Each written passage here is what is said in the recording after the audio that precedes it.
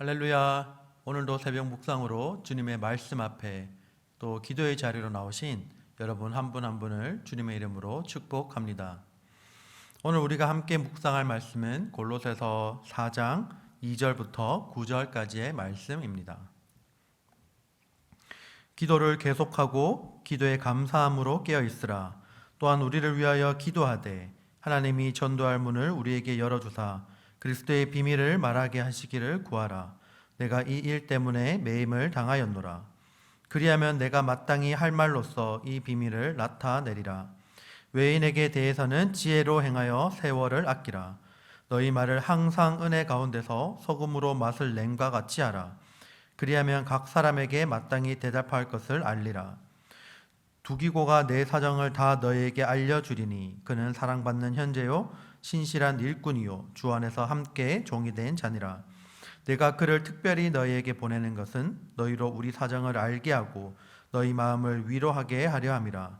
신실하고 사랑을 받는 형제 오네시모를 함께 보내노니 그는 너희에게서 온 사람이라. 그들이 여기 일을 다 너희에게 알려주리라. 아멘. 오늘 우리에게 주신 말씀을 위해서 함께 기도하겠습니다. 하나님 아버지, 은혜를 감사합니다. 이 새벽에 또 하나님 말씀 앞에 섭니다. 하나님, 주님의 말씀으로 우리의 삶을 조명하게 하여 주시고 한 걸음 한 걸음 오늘도 일상을 살아갈 때에 주님의 말씀이 우리에게 빛이 되어 주시옵소서. 말씀 따라 살아가는 하루가 되게 하시고 주님의 말씀이 우리 심령 가운데 우리의 마음 가운데 심겨지는 귀한 시간 되게 하여 주시옵소서.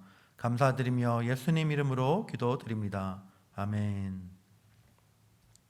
오늘 우리에게 주신 말씀을 가지고 항상 기도하며 깨어 있으라 라는 제목으로 함께 은혜를 나누도록 하겠습니다. 오늘 골로새서 4장의 본문 말씀에서 바울은 복음에 합당하게 생활하는 것이 어떻게 사는 것인지 우리에게 권면하고 있습니다. 그런 뒤에 복음 전파를 위해서 기도를 부탁하고 그리고 문안 인사를 하는 것으로 오늘 본문 말씀은 끝이 납니다. 사도 바울은 성도들이 기도에 힘쓰기를 바라면서 자신의 복음 사역을 위해서도 기도를 부탁합니다. 바울이 이렇게 기도에 힘쓰기를 바라며 자신을 위해서도 기도를 부탁하는 이유는 바로 사도 바울은 이 기도의 능력과 힘을 알고 있었기 때문입니다. 오늘 2절 말씀에서 이렇게 말합니다. 기도를 계속하고. 여러분, 기도를 계속하고에 해당하는 헬라어 원어 성경을 찾아보면요, 이 뜻이 끈질기게 매달리는 그리고 지속적인 이라는 의미를 가집니다. 그러니 이 말을 다시 풀어본다면 기도를 끈질기게 매달려서 지속적으로 하라는 의미를 가지고 있습니다. 우리가 기도할 때 마땅히 가져야 할 태도는 바로 이것입니다. 기도를 하되 조금만 기도하다가 포기하는 자세로 임해서는 안 됩니다. 기도를 할 때는 우리가 쉽게 포기하려고 하는 경우를 많이 보게 됩니다. 그리고는 자주 이렇게 우리는 말합니다. 하나님, 내가 이렇게 기도했는데 왜 안 들어주십니까? 대체 어느 때까지 우리가 기도해야 합니까? 우리가 기도할 때는 하나님 앞에 응답받을 때까지 기도해야 합니다. 그런데 이 응답이라는 것이 내가 기도한 대로, 내가 기도를 말을 한 대로 이루어져야만 응답받은 것이 아니라 하나님이 만약 우리의 기도가 하나님이 원하시는 방식이 아니라면 우리의 기도를 바꾸시는 것도 응답임을 믿으시기를 바랍니다. 끊임없이 포기하지 않고 기도하는 자세를 이렇게 한번 이야기를 해보겠습니다. 만약 여러분 가정 가운데 아직 예수님을 모르고 구원받지 못한 가족의 구성원이 있다면 여러분 기도를 어떻게 하시겠습니까? 그냥 그대로 두면 예수님을 모른 채 구원받지 못한 채로 이 땅에서의 삶이 끝나버릴 텐데 여러분들은 그 가족 구성원들을 위해서 어떤 자세로 기도하시겠습니까? 아마 그 가족 구성원을 위해서 매일같이 구원받을 때까지 포기하지 않고 기도하지 않을까요? 일주일 동안 기도하고 왜 나의 가족 구성원들이 아직도 믿음을 가지지 못하냐고 하나님께 불평불만하시는 분들은 아마 많지 않을 것입니다. 시간이 굉장히 오래 걸리는 일이 될 가능성이 많다는 것이죠. 제 주위에도 가족 구성원들이 아직도 예수님을 모른 채 그리고 구원받지 못한 채 살아가는 것 때문에 괴로워하는 분들이 많습니다. 근데 그분들이 그 가족 구성원들을 위해서 믿음을 가지게 해달라고 기도할 때 한 주, 두 주, 한 달 동안 기도하고 포기하는 분은 저는 여태껏 보지 못했습니다. 매일같이 끝까지 가족 구성원들이 믿음을 가질 때까지 1년이건 5년이건 10년이건 20년이건 하나님 앞에 포기하지 않고 끝까지 매달리고 간구하는 모습을 보인다는 것이죠. 여러분, 이렇게 참고 견디며 끈질기게 기도하기 위해서 우리 가운데 필요한 것이 무엇이 있을까요? 그것은 오늘 사도 바울이 말한 것처럼 기도를 계속하고 기도에 감사함으로 깨어 있으라라는 말씀처럼 우리는 항상 기도할 때 감사가 빠져서는 안 된다라는 것입니다.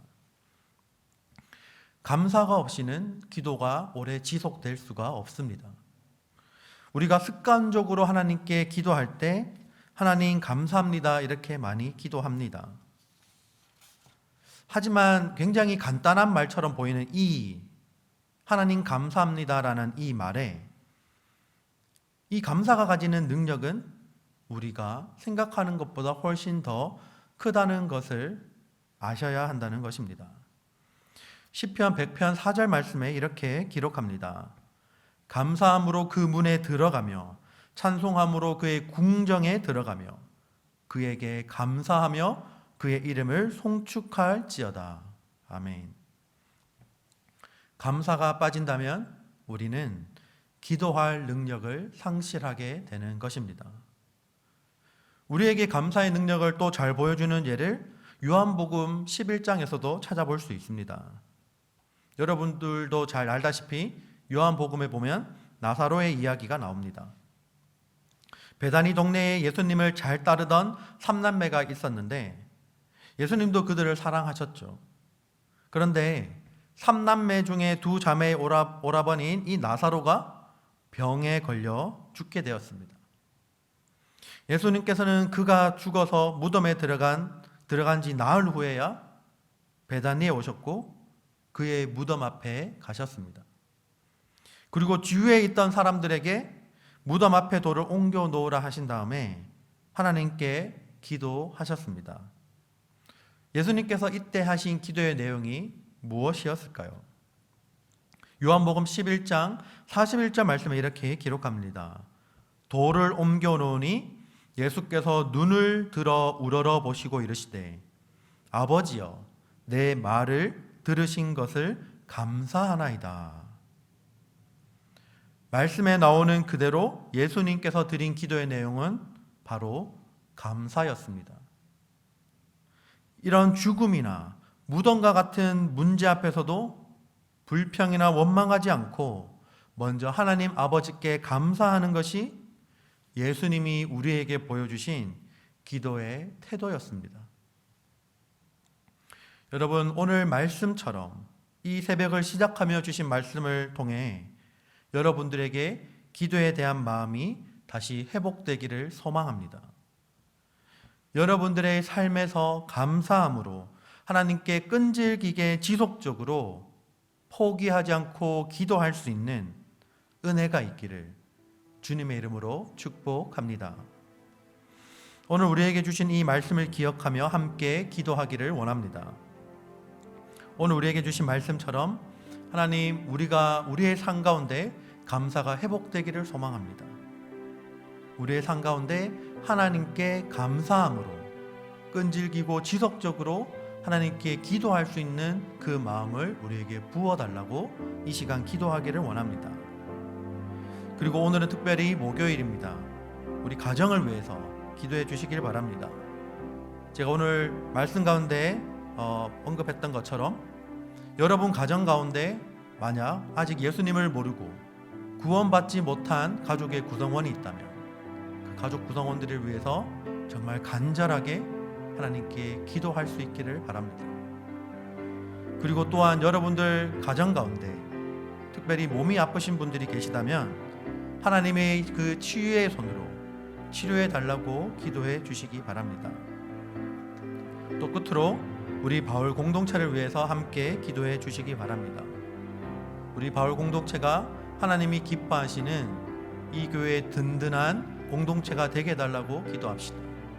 하나님의 말씀을 사모하고 또 기도에 열심이며 또 이웃을 사랑할 수 있는, 그리고 무엇보다도 하나님을 가장 사랑할 수 있는 우리 바울 공동체가 되게 해달라고 이 시간 함께 간절히 기도하겠습니다. 기도합시다.